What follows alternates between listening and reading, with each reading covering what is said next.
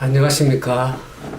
한 주간 주 안에서 잘 지냈습니까? 한국에는 따뜻한 그 봄비가 촉촉히 내린다고 들었습니다. 미주에도 날씨가 흐리고 밤사이에 봄비가 좀 내린 것 같습니다. 아무쪼록 이 말씀을 듣는 우리 모두에게 거룩한 성령의 은혜 담비가 내려서 주님의 말씀으로 기뻐하고 승리하는 그런 우리 모두가 되기를 진심으로 바랍니다. 제가 말씀을 증거하기 위해서 늘 항상 기도해 주시는 우리 허지영 집사님께서 또 이번 다가오는 한 주간 동안 성지순례를 다녀온다고 그러는데 아무쪼록 그곳에서 참 좋은 영적인 그런 체험을 하는 그런 시간이 되기를 주님의 이름으로 기원드립니다. 그리고 이번 한 주간 동안 또 이 페이스북에 말씀을 이렇게 올리고 글도 올리는데 저희 패친 가운데에 미주에 사시는 분, 저기 시애틀에 사시는 분이 전화를 주셨습니다. 말씀을 받고 그동안 한 30년간 교회를 못 나갔는데 이 글과 말씀을 보면서 마음에 어떤 새로운 결심이 생겨서 교회로 돌아가서 또 기쁨으로 생애하고 신앙생활 하기를 원하고 온다는 그런 말씀을 주셨습니다.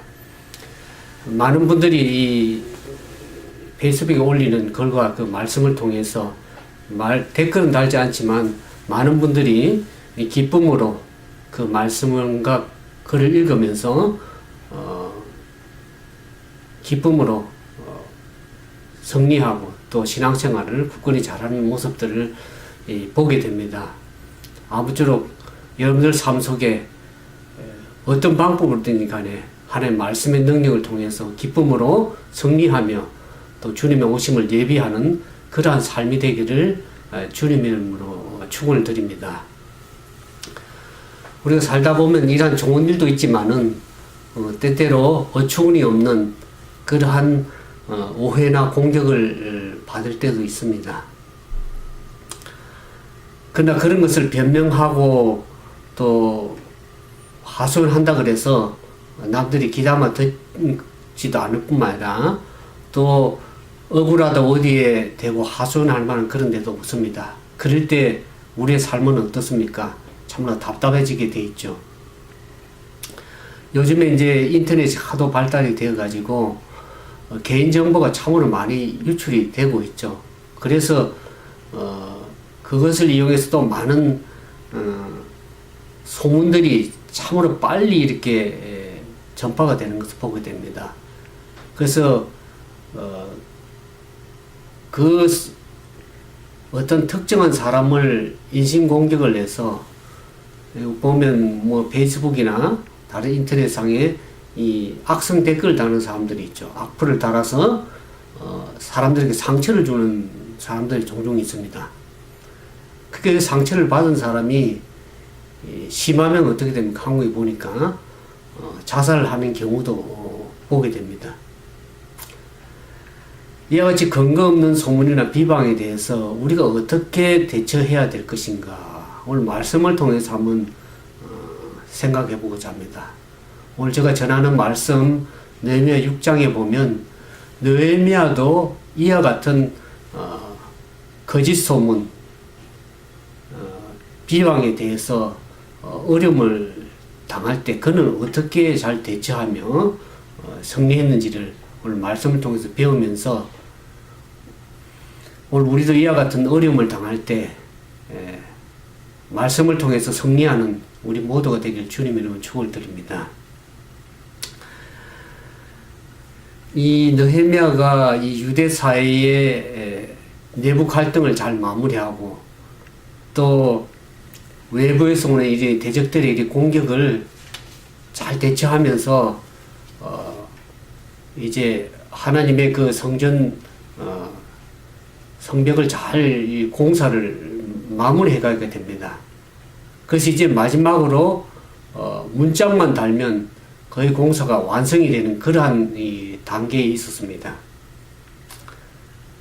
그럼에도 불구하고 사단은 이제 최후에 마지막으로 이전보다 더 강력하게 도전해오는 모습을 보게 됩니다. 사단 마귀는 어떻게 하든지 안팎으로 이 공격을 해와서 집요하게 공격을 해서 할 수만 있으면 어떡합니까? 성벽 공사를 중단할 수 있도록 그렇게 집요하게 흔들어대는 모습을 보게 됩니다. 그럼에도 불구하고 느헤미야는 어떻습니까? 닥쳐오는 그 위기를 잘 지혜롭게 대처해 나가고 또 극복해 나가는, 그래서 하나님께서 자기에게 맡겨준 사명을 능히 담대함으로 잘 극복해 나가는 모습을 보게 됩니다. 오늘 그와 같은 은혜가 말씀을 전하는 저와 또 여러분 모두에게 넉넉히 임하게 되기를 주님의 이름으로 축원을 드립니다.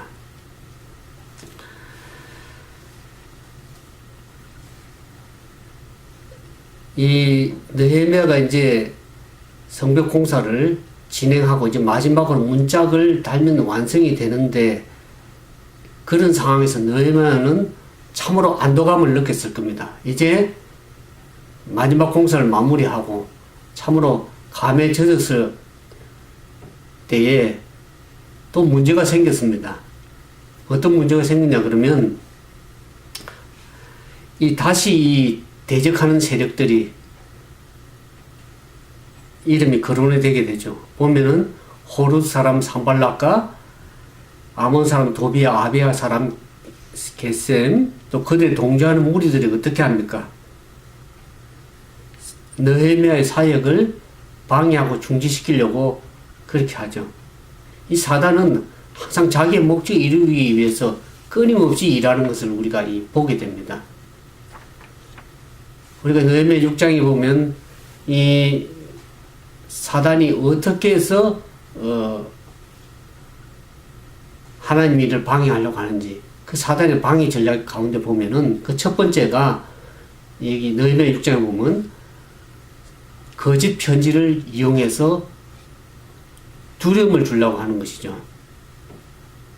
오늘날로 말하면 오늘날은 인터넷이 이렇게 발달돼 가지고 거기에 어떤 비방과 거짓 소문을 실어서 악성 댓글을 달아서 낙담하고 좌절하게 만드는 것이죠. 그러나 그 당시 느헤미야 당시 때는 인터넷이 없었기 때문에 거짓 편지를 통해서 비방하고 어려움을 가져다 주려고 했던 것이죠.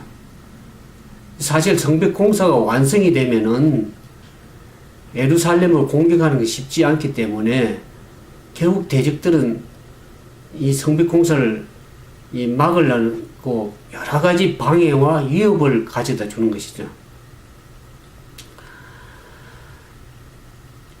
근데 이러한 외부의 대적 세력들이 느헤미야를 위협하고 방해해서 낙담하고 어려움을 가져다 주려고 했음에도 불구하고 느헤미야는 어떻습니까? 잘 방어하고 대치해서 성벽 공사를 진행하는 모습을 보니까 이제 대적들이 어떡합니까?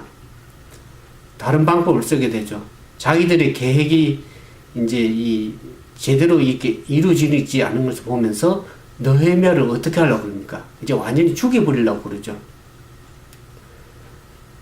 느헤미야는 항상 어떻습니까? 한 손에는 부하들 시켜서 일할 도구를 들고 한 손에는 무기를 들어서 항상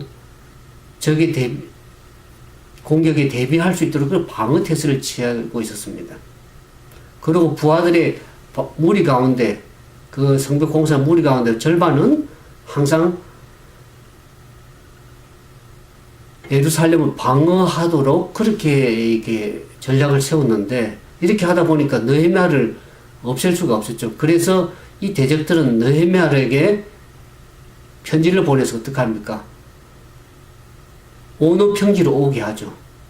방어가 허술한, 사실 성벽에는 완전히 이 무리들이 방어하고 있기 때문에 느헤미야를 죽일 수 없기 때문에 방어가 없는 온오평지로 만나자고 제의를 하죠.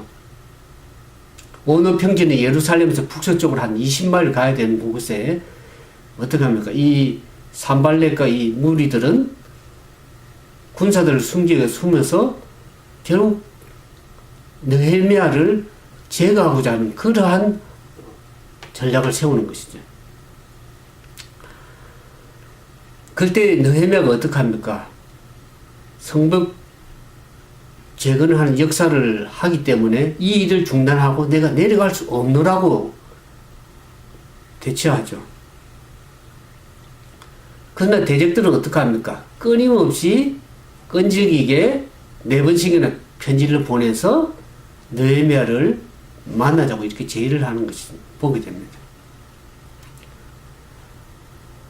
근데 여기 보면 이와 같이 느헤미야가 4번으로부터의 편지를 받아도 그 제의를 거절하게 될 때 사단은 어떻게 합니까? 두 번째로 보면 거짓 정인을 내세워서 방해하려고 하는 것을 보게 됩니다.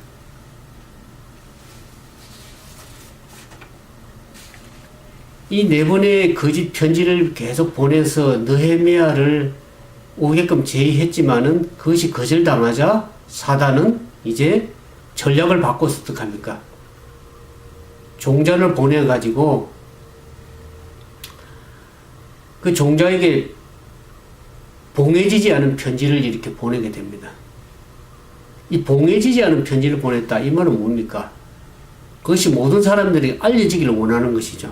누구나 다 읽어봐서 소문이 퍼지기를 원하는 것이죠. 그 편지의 내용 가운데 보면 이런 내게 이방 사람들 중에 벌써 소문이 바다하고 이 거짓 정인이 이 가스무도 그러는데 이 가스무라는 사람이 그런데 소문을 거짓 정인으로 등락시켜서 결국에 느헤미야를 반란을 일으켜서 왕을 모반하고자 하는 반역의 모반의 주역자로 세우려고 하는 것이죠. 영모의 주인공으로 세우려고 하는 것이죠.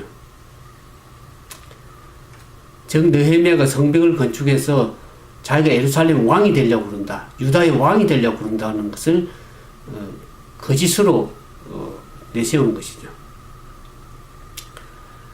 그러면서 예루살렘에서 선지자를 세워서 느헤미야를 왕으로 선전하라 하는 이 거짓 소문을 퍼뜨립니다. 이렇게 사태가 심각하니까 왕에게 그러한 소문이 들어가기 전에 만나야 되지 않느냐 하는 것을 제의를 해오는 것이죠. 사실 이 사단이 성도들을 넘어뜨리기 위한 전략 가운데 가장 절개 사는 방법 가운데 이 중상모략하는 방법입니다.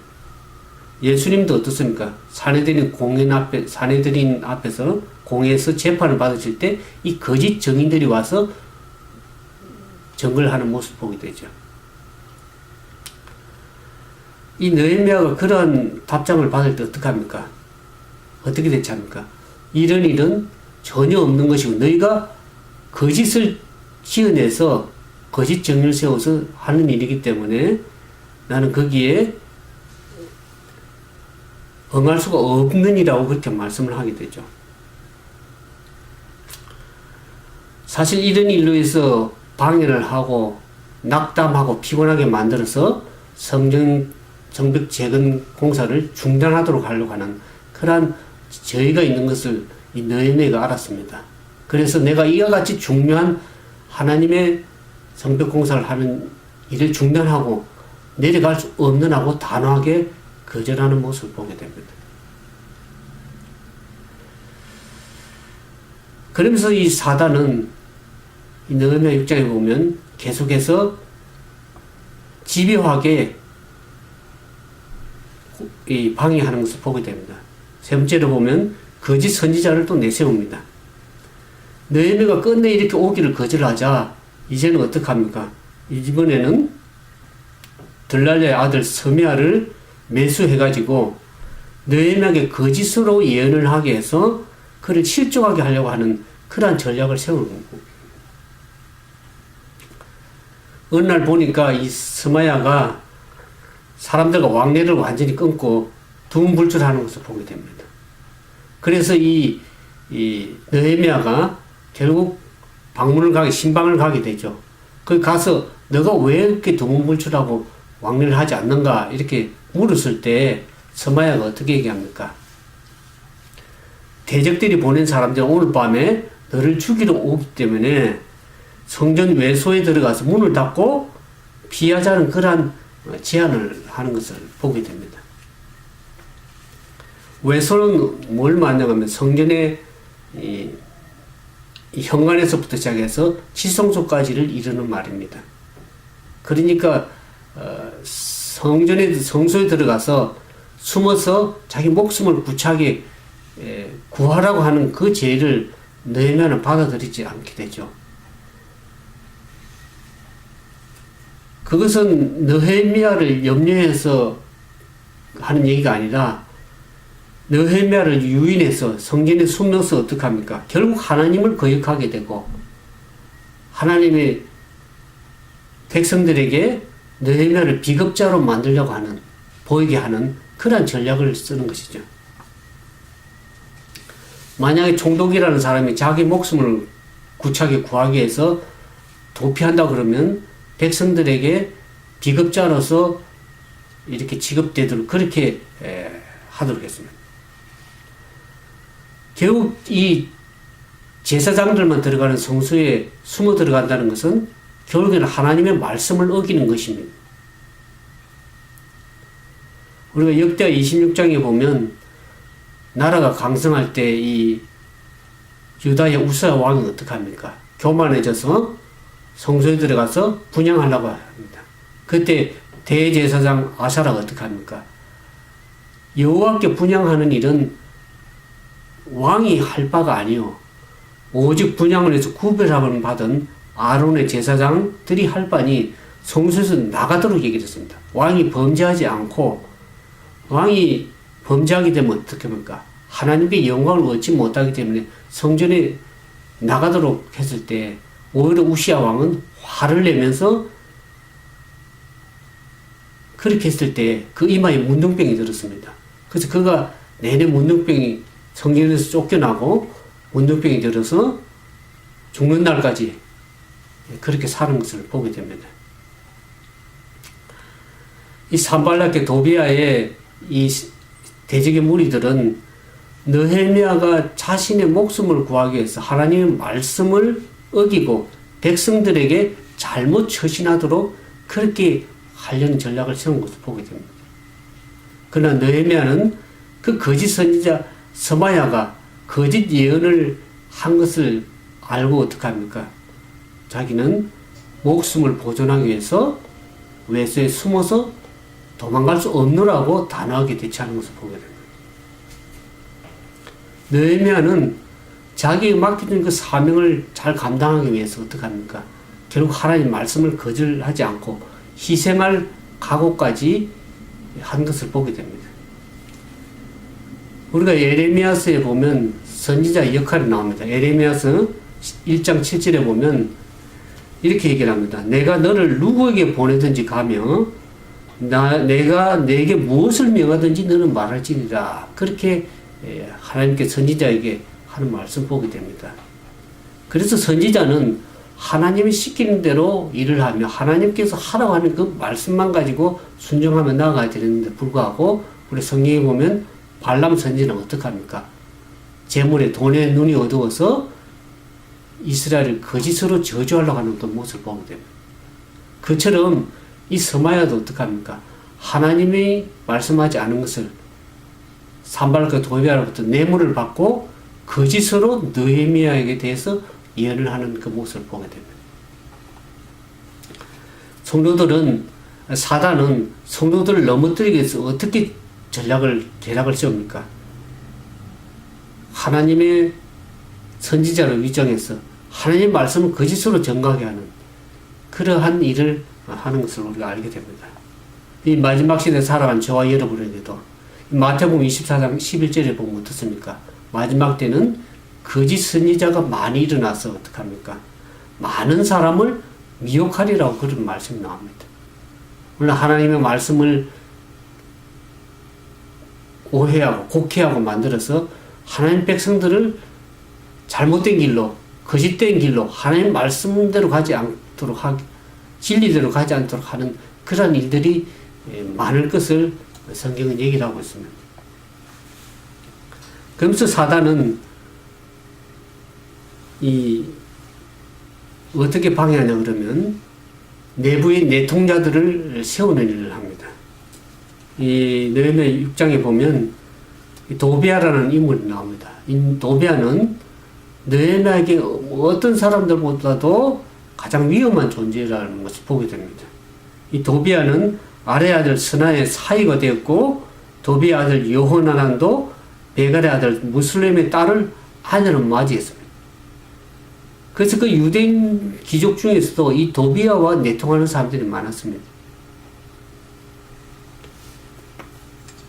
그러면서 이 느헤미야에게 와서 도비아가 얼마나 착한 사람이고 선한 일을 하는지를 느헤미야에게 얘기를 하는 겁니다. 그러면서 유대인 내부에 일어난 일을 도비아에 가서 다 고하는 것이죠. 우리 18절에 보면 이 무슬림이라는 사람은 느헤미야가 성벽 건축을 하는데 가장 든든한 후원자라는 것을 알게 됩니다. 이와 같이 이런 인물들, 이 내통하는 인물들이 얘기를 하는 것은 그것을 볼 때에 느헤미야가 성벽 공사를 하면서 얼마나 많은 어려움이 있었다는 것을 우리가 추측해 볼 수가 있습니다. 그와 같이 내통하는 자가 많다는 것은 그 내부적으로 얼마나 힘든 일이 있었던 것을 우리가 이해할 수 있는 것이라는 것을 알게 됩니다.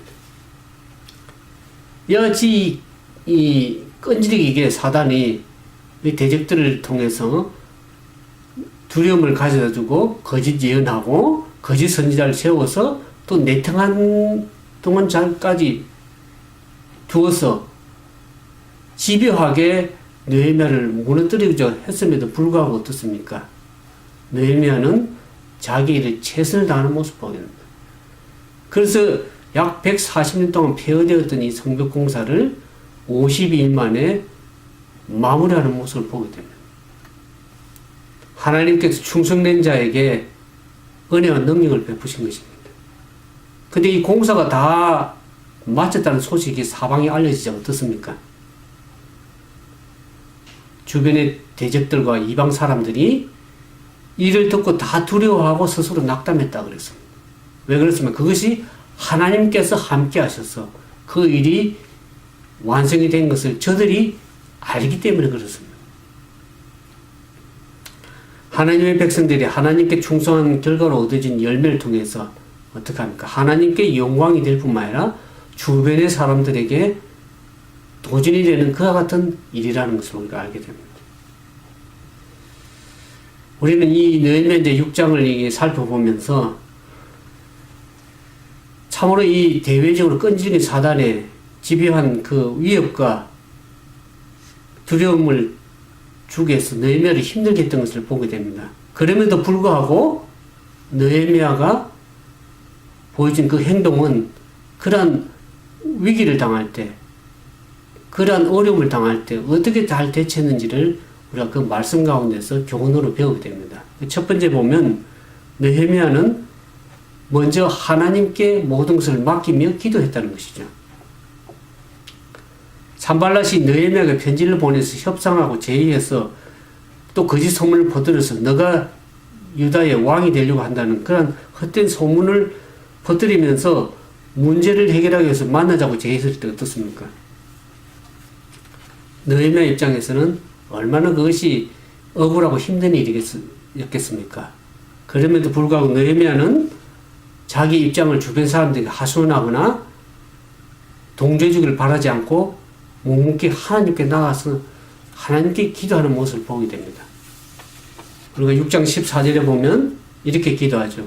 내 하나님이여 도비아와 산발락과 여선지 노아다와 그 남은 선지자들 무릇 나를 두렵게 하고자 한 자와 그 소위를 기억하옵소서. 그렇게 얘기합니다.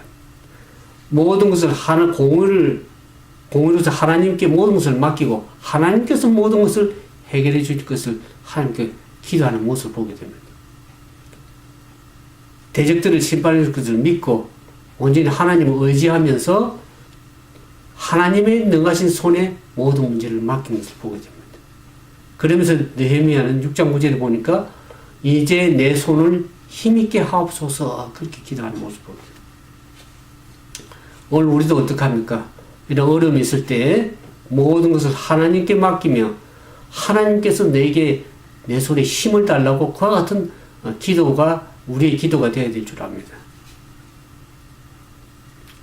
왜 우리가 그렇게 구해야 됩니까? 하나님께서는 하나님을 경외하고 믿고 의지하는 자들에게 힘을 주십니다. 그래서 그 힘을 가지고 하나님 영광에서 쓸 수 있도록 하나님께 역사하시는 것을 보게 됩니다.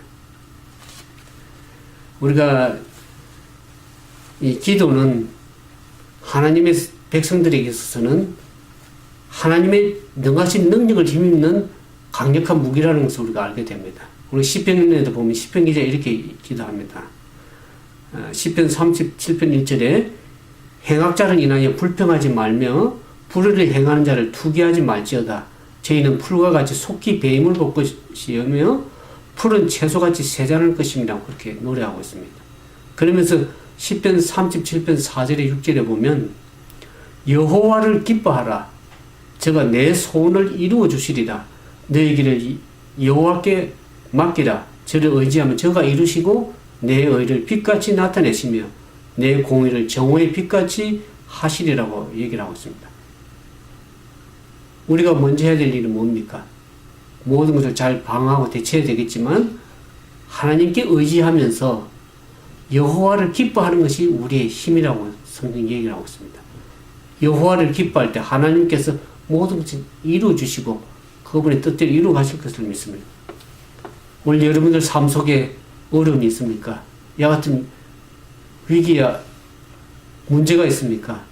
하나님께 나아가서 전적으로 기도하고 주님께서 여러분들 손에 힘을 주시기를 위해서 간구해야 될 줄 압니다. 두 번째로는 이 느헤미야는 사명에 헌신하는 모습을 보게 됩니다. 우리가 이 다니엘에서 보면 다니엘의 세 친구가 어떻습니까? 우상에 절하지 않음으로 인해서 7배나 뜨거운 풀무불이 들어가야 되는 그런 어려움이 있었습니다. 그럼에도 불구하고 어떻습니까? 그리 아니하실지라도 하나님께서 말씀하신 것을 우상에게 절하지 않고 그 뜻대로 순종함으로 인해서 어떻습니까? 풀무불에 들어간다 할지라도 저들은 하나님 말씀에 순종하는 모습을 보게 됩니다. 오늘 우리는 우리에게 주어진 맡겨진 사명이나 책임을 참으로 겸손히 감사하면서 헌신하는 그 모습이 좀 필요합니다. 사명에 대한 헌신은 사단의 유혹을 방해를 물리치는 가장 좋은 방법이라고 할 수 있겠습니다. 그 사명에 헌신에서 충성할 적에는 어떻습니까? 다른 데 신경을 쓸 수가 없죠. 사단의 이런 방해 전략에도 불구하고 그게 신경을 쓸 수가 없습니다. 느헤미야는 이 대적자들의 거짓 소문, 모함에도 불구하고 거기에 개의치가 않았습니다. 왜냐하면 성벽 공사를 하는 일에 최우선을 두고 하나님께서 자기가 맡긴 사명에 최선을 다해서 헌신했기 때문에 다른 것에 대해서 신경을 쓰지 않고 두려움을 가지지 않고 완전히 하나님께 맡기면서 그 사명에 최선의 헌신을 다한 것을 보게 됩니다. 오직 하나님께 헌신하면서 사명을 다했기 때문에 그는 성벽 공사를 어떻습니까? 52일 만에 마무리 지을 수 있다는 것을 보게 됩니다. 원래 우리는 하나님의 일을 하려면 어떡합니까? 먼저 하나님의 사람이 되어야 됩니다. 하나님의 사람이 되기 위해서는 우리 자신의 마음을 비워야 되겠죠. 그 비운 마음에 하나님의 지혜와 그분의 능력으로 체험을 받아야 됩니다. 그래서 우리가 하는 일의 우선순위가 무엇인지를 알고 그 우선순위에 따라서 우리의 맡겨진 사명을 최선을 다해서 헌신해야 되는 것입니다. 때로는 우리가 주님의 일을 하게 될 때 여러 가지 위협도 있고 방해도 있고 그런 일도 있지만은 그것이 굴하지 않고 우리에게 맡겨진 사명에 최선을 다하고 흔들림 없이 끝까지 자신을 지키면서 주의 일에 더욱 힘쓰는 자들이 되기를 주님은 원한다는 것을 우리가 성경 가운데서 보게 됩니다. 세 번째 보면 이 느헤미야는 영적 안목을 가졌습니다. 이 거짓 선지자 스마야가 성전에 가서 피하고자 제의할 때 그것이 그 예언이 하나님께로 나오지 않았다는 것을 영적 안목을 가지고 볼 수 있었습니다. 원래 하나님을 교회를 이끌어가고 주님의 일을 한다고 하는 리더들이 필요한 것이 뭡니까? 영적인 안목입니다. 영적인 안목을 가지고 바라볼 수 있는 믿음의 눈이 필요합니다. 우리가 영적으로 깨어 있을 때만이 하나님의 선하시고 기뻐하시고 거룩한 뜻이 무엇인지를 바르게 분별할 수 있는 것입니다. 너희가 이렇게 영적으로 이 안목을 가지고 깨어 있었다는 것은 그가 늘 하나님께 기도하는 사람이었고 하나님 말씀에 든든히 섰기 때문에 이와 같은 서마의 거짓 예언에도 넘어가지 않고 바르게 영적 안목을 가지고 볼 수 있다는 것이죠. 예수님께서도 어떻습니까? 사단으로부터 많은 공격을 받았습니다. 예수님께서도 그와 같은 사단으로부터의 시험과 공격을 받았다 그러면 오늘날 하나님의 말씀대로 살아가고자 하는 저와 여러분은 얼마나 많은 사단의 위험과 그러한 시험과 어려움을 사단이 가져주겠습니까? 오늘날 우리가 많이 그렇게 생각하죠. 우리 교회는 문제가 없다. 우리 가정에는 행복해. 또 우리의 사업장은 날로 번창하게 되고 있어. 이렇게 계속 진행되면 좋겠지만 우리가 삶을 살아가다 보면 어려움이 있기 마련입니다. 사단은 크든지 작든지 간에 항상 하나님의 백성들을 무너뜨리고자 합니다. 그래서 할 수만 있으면 넘어뜨리고 심지어 택하신 자들도 미혹하게 하려고 하는 사단의 전략을 우리가 잘 알게 됩니다. 그렇기 때문에 우리는 어떻게 합니까? 이 사도 베드로는 근신하여 깨어라 그렇게 말씀을 하고 있습니다. 우리가 어떡하니 하나님의 말씀 안에서 깨어서 기도하면서 하나님의 인도하심을 구할 때만이 우리가 영적인 안목을 가지고 깨어서 사단을 이기고 승리할 수 있는 것입니다. 이제 마지막 네 번째로 보면 느헤미야는 하나님의 말씀에 순종하는 것을 보게 됩니다. 스마야의 제안을 들었을 때 어떡합니까? 그가 하나님의 말씀을 어기지 않았습니다. 자기 목숨을 구하기 위해서 성소에 들어가는 일을 하지 않았습니다.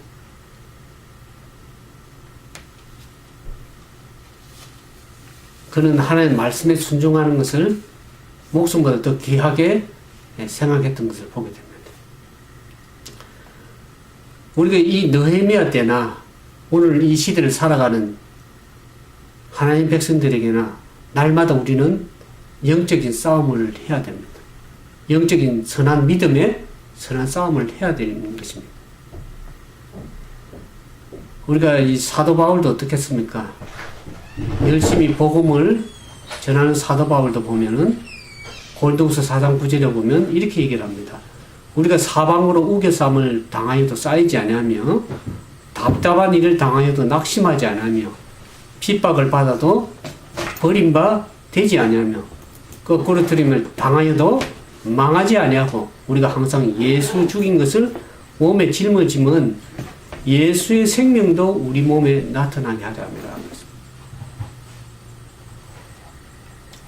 오늘 우리는 이 느헤미야가 보여준 이 삶을 통해서 우리가 말씀 가운데서 전적으로 하나님의 말씀 가운데 서면서 그분의 뜻대로 순종해 가면 나아가는 그 모습들을 오늘 우리는 우리 삶을 통해서 우리 이웃에게 또 하나님을 알지 못하는 저들에게 보여줘야 되는 그야말로 예수 그리스도를 증거하는 그러한 삶이 되어야 될 줄 압니다. 이제 말씀을 마무리하면서 오늘 저와 여러분의 삶 속에 어려움이 있습니까? 여러분을 힘들게 하는 일이 있습니까? 오늘 우리를 사단이 위협을 주고 두려움을 줘서 낙담하게 하는 일이 있습니까? 오늘 우리는 느헤미야처럼 겸손히 주님께 나가서 모든 문제를 주님께 의탁하면서 그분의 도움을 구해야 될 줄 압니다. 그래서 느헤미야가 기도한 것처럼 내 손에 힘을 주옵소서, 내 손에 힘을 게 하옵소서라는 그런 기도가 우리의 기도가 되어야 될 줄 압니다. 그러면서 예수님께서는 어떻게 했습니까?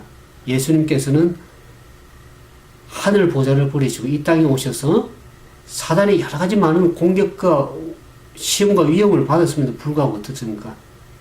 하나님의 말씀에 순종하고 그분의 복음을 전파하면서 어떡합니까? 제자들을 바로 세우고 하나님의 말씀의 뜻대로 살아가고 순종해서 어떡합니까?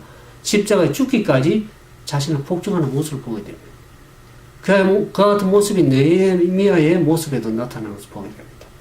오늘 주님께서는 우리에게 이 느헤미야와 같이 또 우리의 모범 되시는 예수 그리스도를 바라보면서 그분처럼 믿음 가운데 신실하게 살아가는 저와 여러분이 되기를 오늘도 주님께서는 원하시는 겁니다.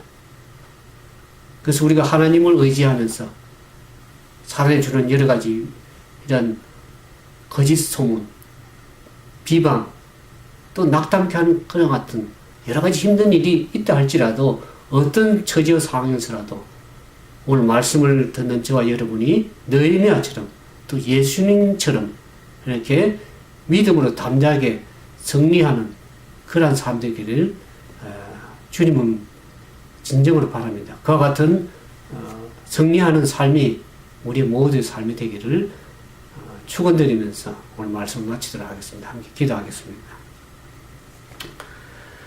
거룩하시고 자비하신 아버지 하나님, 오늘 우리가 이 시대를 살아가면서 얼마나 많은 사단으로부터 주는 도전과 위험과 어려움을 직면해서 살아가는 삶인지 알 길이 없습니다.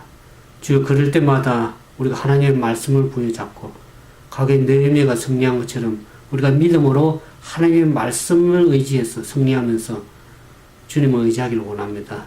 우리에게 믿음을 더하시고 우리에게 은혜와 능력을 베풀어 주셔서 하나님의 말씀으로 승리하는 우리 모두가 되도록 주께서 은총을 더해 주시옵기만을 거룩하신 구주 예수님 이름으로 간절히 기도드리옵나이다.